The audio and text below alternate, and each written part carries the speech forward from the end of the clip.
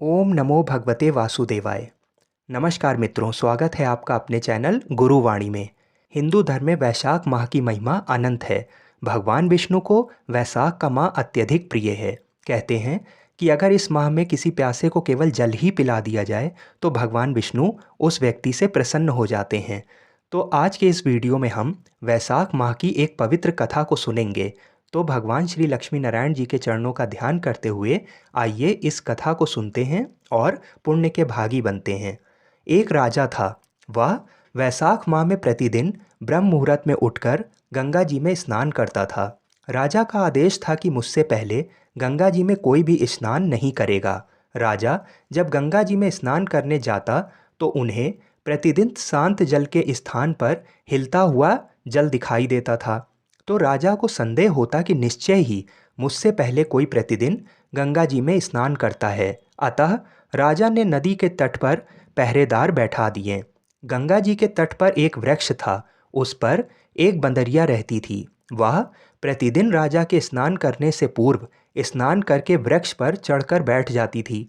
इस प्रकार होते होते पूरा वैशाख माह व्यतीत हो गया, किंतु अंतिम दिन राजा के सिपाही ने देख लिया और उस बंदरिया को पकड़कर राजा के पास ले गए और कहा कि ये बंदरिया आपसे पूर्व प्रतिदिन गंगा जी में स्नान करती है। उधर राजा की प्रतिज्ञा थी कि यदि कोई भी स्त्री मुझसे पूर्व स्नान करेगी तो उससे विवाह कर लूँगा।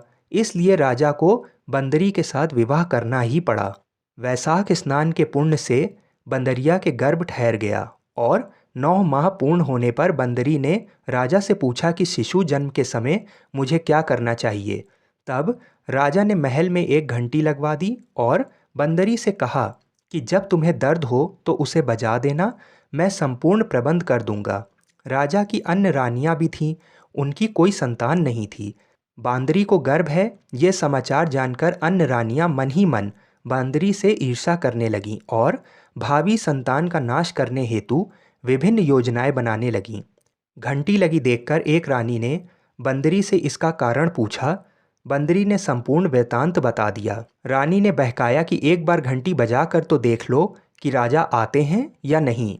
बंदरी ने घंटी बजाई तो राजा दौड़े दौड़े महल में आए और घंटी बजाने का कारण पूछा। इस पर बंदरी ने उत्तर दिया कि मैंने तो रानियों के कहने पर घंटी बजाई थी।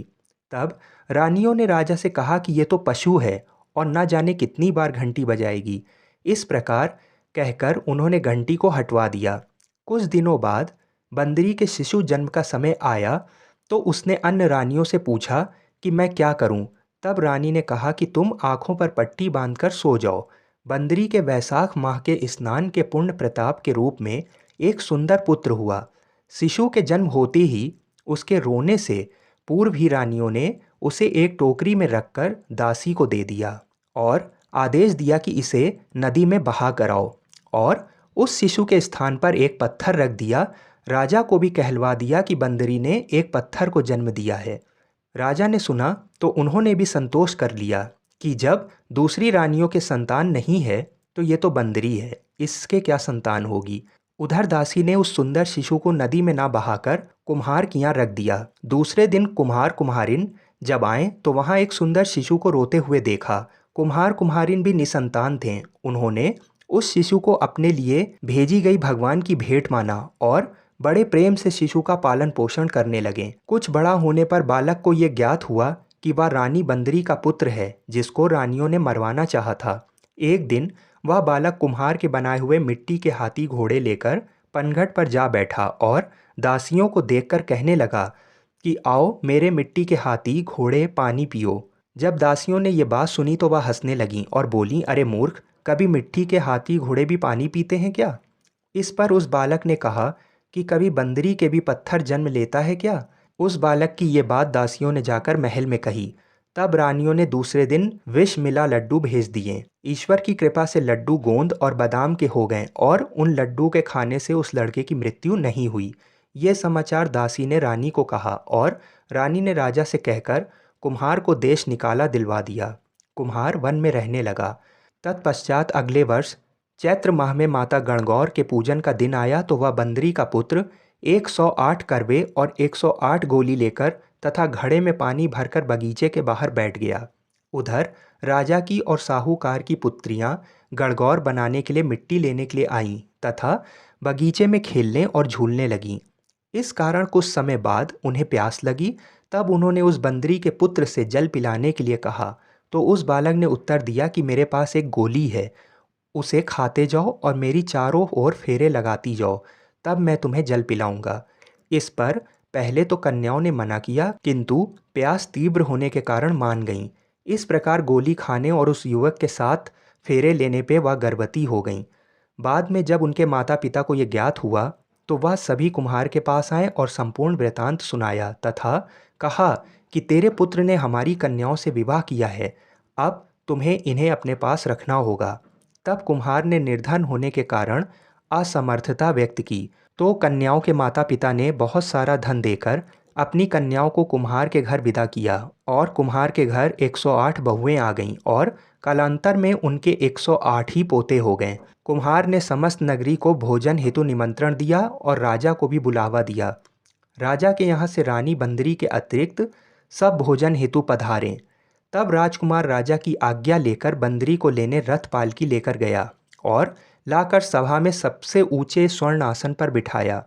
राजकुमार ने अपनी सभी पत्नियों को समझा दिया था कि बंदरी मुझे जन्म देने वाली माता है। एक एक बहू रानी बंदरी के चरण स्पर्श करती गई और एक एक सोने का सिक्का और पोते को गोद में देती गई। तब राजा और अन्य रानियों ने ये सब देखा, तो कुम्हार के पुत्र से इसका कारण पूछा। रानियों को तो संदेह होने लगा कि ये अवश्य ही बंदरी का पुत्र है। इसलिए रानी रूठकर राजा को कहने लगी कि कुम्हार के पुत्र ने हमारा अपमान किया है और बंदरी का सम्मान किया है, अतः हम लौटकर जा रहे हैं। इधर राजा को पुत्र के जन्म का संपूर्ण रहस्य ज्ञात हो गया। इसलिए उन्होंने रानियों को देश निकाला दिया और अपनी सभी पुत्र वधू एवं पौत्रों को लेकर महल में आया और राजकुमार का राज तिलक हुआ। कुम्हार कुम्हारिन को राजकुमार ने महल में रहने के लिए निवेदन किया, किंतु वह नहीं माने। तब राजा ने उन्हें ढेर सारा धन दिया। वैशाख स्नान का इतना महत्व है, तो सबको वैशाख स्नान करना चाहिए। बंदरी ने वैशाख स्नान किया तो उसे राजा का राज्य, पुत्र बहुएं आदि प्राप्त हुईं। ईश्वर जैसे बंदरी को पुण्य मिला, इस प्रकार हम सभी को पुण्य देना। बोलिए श्री लक्ष्मी नारायण भगवान की जय।